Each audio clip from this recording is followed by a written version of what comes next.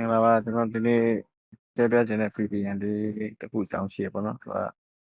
ပြီးပြီးပဲ300ပေါ့နော်ပြီးရင်ဒီနိုင်ငံအစုံရမယ်ဗျာ line နဲ့ကောင်းတယ်ဗျာအဲဆိုတော့ကျွန်တော်ပြမယ်နော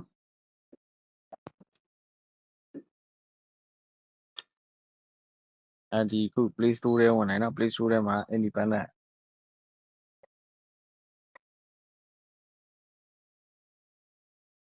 ဒီရပါ Independent VPN နော် INDVPN Independent VPN လို့ရတယ်ပြီးရင်ဒီမှာထိတ်ဆုံးမှာကောင်းလေးပါကောင်း install လုပ်လိုက်ပါ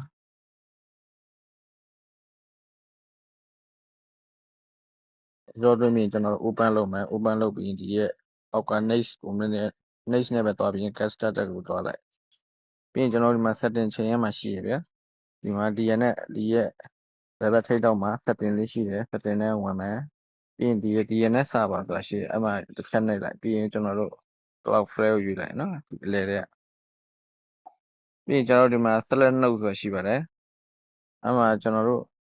နိုင်ငံတွေရွေးရမှာပေါ့VPN ရဲ့တော့ကတော့ကျွန်တော်တို့နီးလေနိုင်ကောင်းလေပဲเนาะကျွန်တော်တို့ ਨੇ အနီးဆုံး server ရွေးလိုက်ရင်အကောင်းဆုံးပါပဲကျွန်တော်ကတော့စင်ကာပူရွေးလိုက်ပါမယ်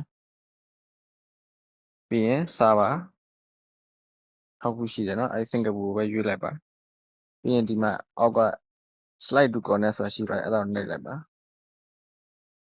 ပြီးရင်ကျွန်တော်တို့ Se você quer se especializar ဒါဆိုရပါပြီ VPN ရပါပြီဒီ online တော့ကောင်းပါရဲ့เนาะ